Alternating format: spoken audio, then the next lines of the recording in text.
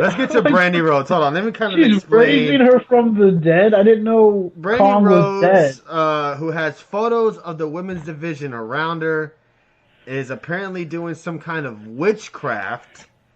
She have Awesome Kong brings some blonde hair and cuts off a hunk of it. Brandi looks like she's gonna cast a spell, and then all of a sudden screams and blows out a bunch of candles in front of her. What the fuck? I don't understand. Last week we got the point to the forehead. And then before that, that same week, we had Brandi who said, I'm going to be stepping back from going to the ring with Cody. I'm going to be concentrating on other stuff.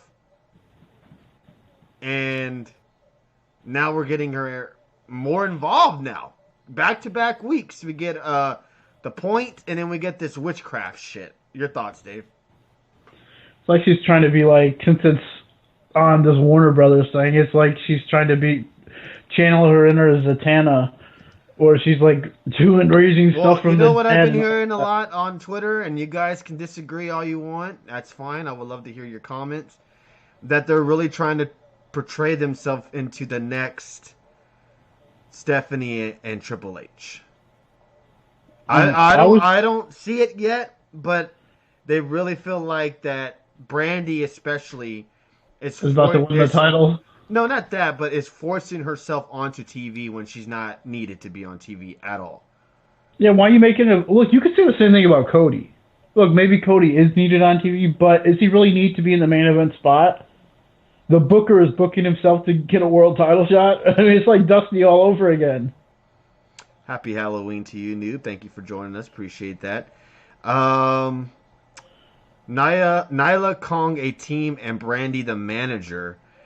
But wasn't she kind of putting the voodoo on Nyla as well, or was it just the other women and not Nyla and Awesome Kong? That's what it looked like to me. That she was kind of like doing this witchcraft on all the women other than I guess Awesome they're not Kong. counting that they already used Awesome Kong, but well, I guess that doesn't count because she's not dead. She's already used once. Look, I But know people are sick of Brandi Rose, but as long as she doesn't wrestle and become champ, then I'm okay with her just being I think there. she's gonna be. She might be a manager or some shit for Awesome Kong.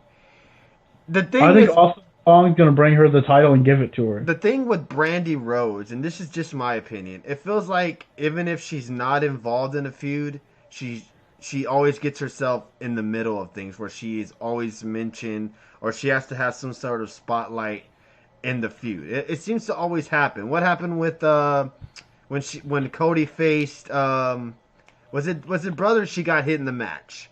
Yep. It seems like some way somehow she gets involved in feuds when she doesn't need to be involved whatsoever. Brandi needs to concentrate on driving Cody to the venues. There you go. That I agree with, and stay off television screen. I just don't feel like she's needed whatsoever at all. She's just kind of It's like they. It's almost like they feel like that Brandy's a bigger star than most of their division, so people know her because she's married to a Rhodes. mm-hmm. So maybe that's what they're thinking is that okay, well people know Brandy if we involve Brandy as the heel boss coming in to destroy everything. Maybe that'll create basically taking the kind of the old school wrestling formula of the heel, the authority figure, abusing their power, which I've never seen that before. Right. Um, we had Chris Van Vliet come out and introduces the Rock and Roll Express, who will be presenting the tag team champions to the new champions crowned later on in the night, and they're doing an interview. And all of a sudden, we get Santana and Ortiz come out from behind and attack them, beat up both of them, and end up slamming Morton through I guess, portion of the stage, it looked like. Um, and then we get the Young Bucks coming in afterwards, trying to save the day, even though they were very, very late and could have come a long time ago during that segment. They're producing it. They couldn't come out during the segment they're producing. Any initial thoughts on that, Dave, of seeing the Santana and Ortiz take out the Rock and Roll Express? If this was done on another channel at another company, it would be like, oh, you just bring in these great legends to get beat up. That's typical. You evil devil person, but yeah, they do it. It's okay. But okay, whatever. And so I'm just saying, this is just reminded me of something you would see in the WE, and it did. That you bring in some legends supposedly to do something just to get beat up by some young upstarts who are trying to make a name for themselves. It was definitely cheap heat. It was just trying to get them. And Bob Ruski pointed out it was the Shield power bomb. They did it too. You know what? I didn't even pay attention to that part. Good call out there by Bob Ruski there. So yeah, they take out Midnight Express to get that cheap heat. And Rock and Roll Express. Who did Blasphemy calling them the Midnight Express. Excuse me. I apologize, Dave. I think this mask is cutting off the air in my head. All right, I'm sorry. The Rock and Roll Express. They take them out, get that cheap heat, and brings more fuel to the fire for their match between them and the Young Bucks at Full Gear. Should be a hell of a match at Full Gear. Oh boy, let's get to this match, because this match also had a tons of controversy. Even had Jim Cornette tweet about it, which we'll show on our Saturday night show. Man, Jim Cornette was a savage this week. Oh my god. We had QT Marshall, John Silver, and Alex Reynolds take on the Best Friends and Orange Cassidy. The Best Friends were dressed up as Ricky and Morty. Thank you for the host there. I really do appreciate that.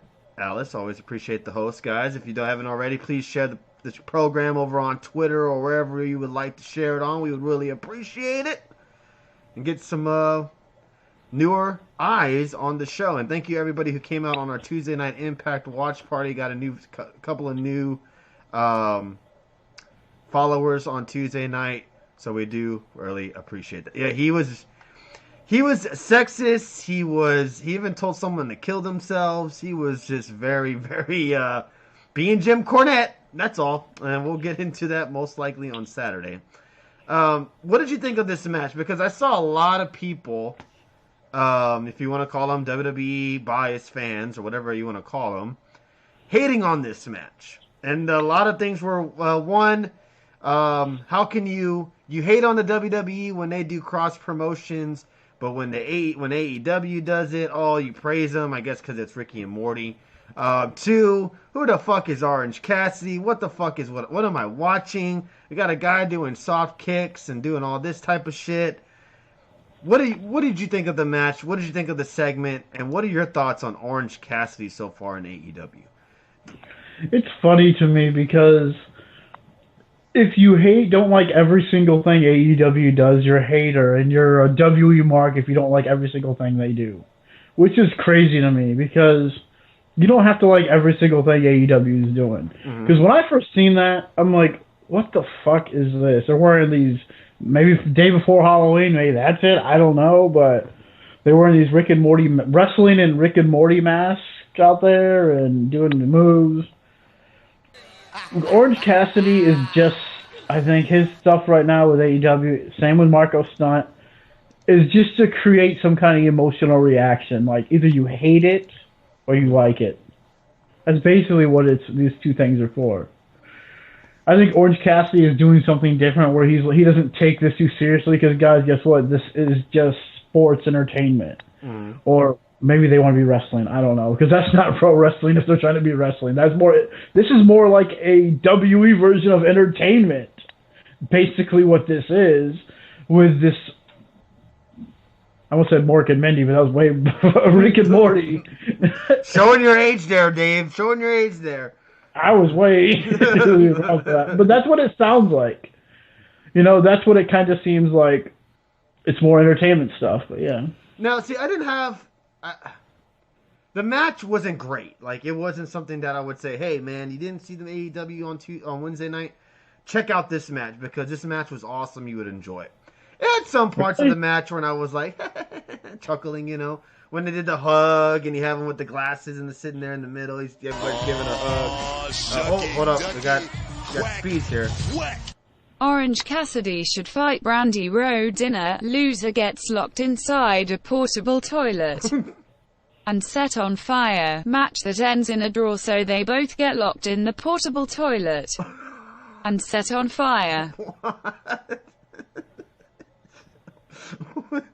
Wow! All right. Well, thank you for the bits there, Speeds. Appreciate your comments on Orange Cassidy and Brandi Rhodes there. Thank you.